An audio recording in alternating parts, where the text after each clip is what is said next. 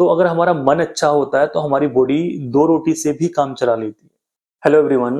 एक बहुत कॉमन समस्या लोगों के सामने आजकल आ रही है कि उनको पेट में तेजाब ज्यादा बनता है, एसिड ज्यादा बनता है, मतलब कि गैस ज्यादा बनती है, हाइपर एसिडिटी की प्रॉब्लम है।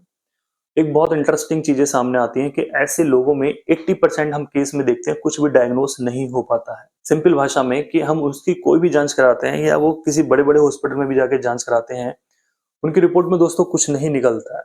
वो सब कुछ नॉर्मली बताते हैं कि आपने अगर आप पर एंडोस्कोपी कराई है तो पता लगता है कि वो भी बिल्कुल ठीक है, बस थोड़ी सी वहां पे एसिडिटी बढ़ी हुई है या फिर थोड़े बहुत अल्सर से बनने लगे हैं।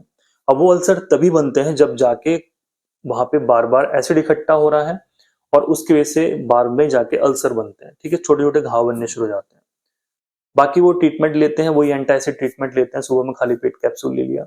और ऐसे व्यक्ति को बाद में लगता है कि एसिड रिफ्लेक्स की भी प्रॉब्लम होनी शुरू हो जाती है कि पेट में से फूड पाइप में को खाना आना शुरू हो जाता है, मुंह के अंदर खाना आना शुरू हो जाता है। अब ऐसे व्यक्ति बहुत ज्यादा परेशान हो जाते हैं। तो यहाँ पे मैं कोई मेडिसिन आपको नहीं बता रहा ऐसे करके कि आपको ये दवाई लेनी है 100% ही हो जाओगे। यहाँ पे मतलब कॉज क्या कारण है कि डायग्नोस नहीं हो पा रहा है कुछ भी, और जो मेडिसिन है वो इंस्टेंटली काम कर रही है बट बाद में छुटने के बाद आपकी जो कंडीशन है सेम वैसी ही बनी हुई है। देखिए बहुत सारी रिसर्च हो चुकी है, बहुत सारी बीमारियों पर अलग अलग रिसर्च होती आई है। तो स्ट्रेस एक बहुत बड़ा फैक्टर है जो कि आपको ट्रिगर करता है आपके पेट के अंदर से HCl निकलने के लिए। हाइड्रोक्लोरिक एसिड जो हमारे खाने को डाइजेस्ट करता है, उसको तोड़ता है, स्टोमक के अंदर से वो रिलीज होता है एज ए जर्नली। बट आप बहुत ज्यादा स्ट्रेस में है, तनाव में है या एडिक्शन में है, ये सारे जो आपस में लिंक होते हैं। पेशेंट स्ट्रेस में गया, थोड़े डिप्रेशन में गया। कुछ पेशेंट ऐसे होते हैं जो वीक होते हैं, वो एडिक्शन की तरफ चले जाते हैं, स्मोकिंग करना शुरू कर देते हैं, एक्सेस में चाय और कॉफी पीना शुरू कर देते हैं, अल्कोहल का यूज करते हैं। तो वहां से उनका पेट खराब होना शुरू होता है। डिप्रेशन प्लस जो उनकी डाइट है वो खराब हो जाती है, साथ में उनका पेट खराब होना शुरू हो जाता है। क्रॉनिकली उनको HCl निकलता रहता है, खाना ठीक से नहीं पचता है और वहां पे अल्सर्स होने शुरू हो जाते हैं। बॉडी के अंदर सिम्टम्स आने शुरू हो जाते हैं कि पेट में जलन है, खट्टी डकार आने लगी है, खाना ठीक से नहीं पचता है, पेट में भारीपन हो जाता है। तो सारी जो कहानी स्टार्ट होती है कि आप चिंता तनाव में डिप्रेशन में जितना ज्यादा जाएंगे आपका पेट उतना ज्यादा खराब होना शुरू हो जाएगा। और आप किसी भी जांच के लिए आप जाएंगे वो ट्रेस नहीं होता है। आपने कभी सुना है कि उस डॉक्टर ने ये जांच कराई मुझे स्ट्रेस निकला है, उस डॉक्टर ने मेरे सर में ये लगाया मुझे चिंताएं निकली है? ऐसा नहीं, वो पेशेंट को खुद से मालूम होता है, वो इंटरनली उसको मालूम होता है कि मैं तब से बीमार हूं जब से मैं इन चीजों को ज्यादा सोचने लगा हूं। मैं इन चीजों को ज्यादा सोचता हूं इसलिए मेरा पेट ज्यादा खराब रहता है। जब मेरा मूड 1 महीने के लिए ठीक हो जाता है तो मेरा पेट भी ठीक हो जाता है। ये पेशेंट खुद ऑब्जर्व करते हैं। बट क्या है कि आज के समय में पेशेंट जो है सबसे ज्यादा डायग्नोस पे ज्यादा विश्वास करने लगे हैं कि भाई हमारी रिपोर्ट में अल्ट्रासाउंड में LFT में और हमारे पेट के अंदर कुछ निकलता ही नहीं है, एंडोस्कोपी हमने करा ली कुछ नहीं निकलता है। बट उनके अंदर जो डीप फीलिंग है वो उसको शेयर नहीं करना चाहते। अगर किसी डॉक्टर ने, किसी होम्योपैथी डॉक्टर ने अगर उनसे पूछ लिया कि क्या इमोशंस लेवल है, तब वो चीजें सामने आती हैं। तो मेरे कहने का मतलब ये है, आपको पेट के अंदर समस्या है तो आपको अपना जो हार्मोनल बैलेंस है, इमोशंस हैं, हैप्पी हार्मोन्स है, उनको बैलेंस करना होगा।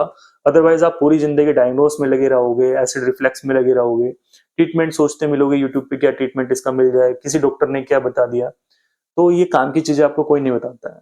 ठीक है, जो मैंने आपको इस वीडियो में शेयर की ये बहुत काम की चीज है, जरूरी ये सभी लोगों को पता होना चाहिए। तो इस वीडियो को आप बाद में जरूर शेयर कीजिए। ठीक है, तो स्ट्रेस को आप मैनेज कीजिए, कोशिश कीजिए कि ज्यादा से ज्यादा स्ट्रेस ना लें आप, और अपनी जो है लाइफ में बिजी रहें। अपना जो लाइफ स्टाइल है और ये जो खाना पीना है, कोल्ड ड्रिंक्स वगैरह आप जैसे स्टार्ट हुई इन सबको अवॉइड कीजिए। खाने पीने में नॉर्मल खाना खाइए, अच्छे से चबा के खाइए, खाने के बाद टहल लीजिए, खाने के बाद सौंफ चीनी खा लीजिए, तब जाके जो बैलेंस होगा। राइट, वरना आप ऐसे ही परेशान रहोगे, कोई इसका बेनिफिट नहीं लगेगा। 7-8 घंटे की नींद भी लेनी बहुत जरूरी है। एक बहुत कॉमन समस्या मिलती है, डॉक्टर साहब हमारी तो शिफ्ट वाली ड्यूटी है, तो उसको भी आप मैनेज कीजिए। कम से कम 7-8 घंटे आपको सोना है, दिन में सो जाइए, क्योंकि ड्यूटी भी जरूरी है। मैं ऐसा नहीं बोलना कि रात में ड्यूटी छोड़ दीजिए, ड्यूटी भी बहुत जरूरी है।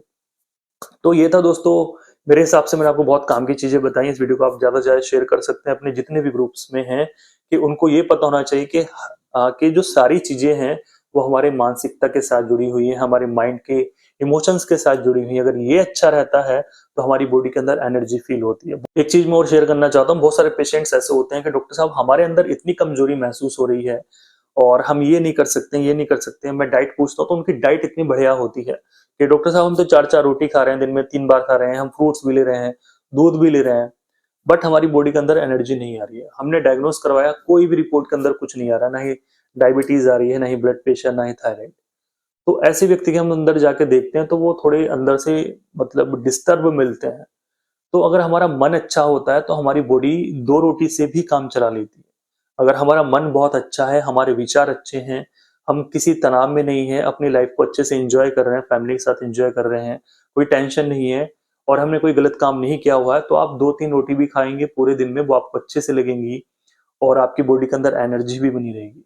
आपके अंदर बहुत सारे तनाव हैं, चिंताएँ हैं, तो आपकी बॉडी के अंदर कितनी भी रोटी जाएगी, आपको फिज़िकली एक्टिविटी नहीं मिलेगी क्योंकि सारी चीज़ें हमारी मानसिकता के साथ जुड़ी हुई हैं, हमारे ब्रेन के साथ जुड़ी हुई हैं, राइट? तो ये छोटी-सी चीज़ मैं आपको समझा रहा था और कोशिश कीजिए इस वीडियो को शेयर कीजिए और हो सके तो इस वीडियो को आपका अगर यूट्यूब चैनल है, उस पे भी आप डाल सकते हैं। मैं किसी को कोई कॉपीराइट नहीं देता हूँ और जो लोग शॉर्ट्स बनाते हैं, तो इसमें शॉर्ट वीडियो भी आप इसकी बना के डाल सकते हैं मेरी वीडियो में, ठीक है? मैं किसी को आज तक कॉपीराइट नहीं दिया है। नमस्कार, जय हिंद, जय श्री कृष्ण।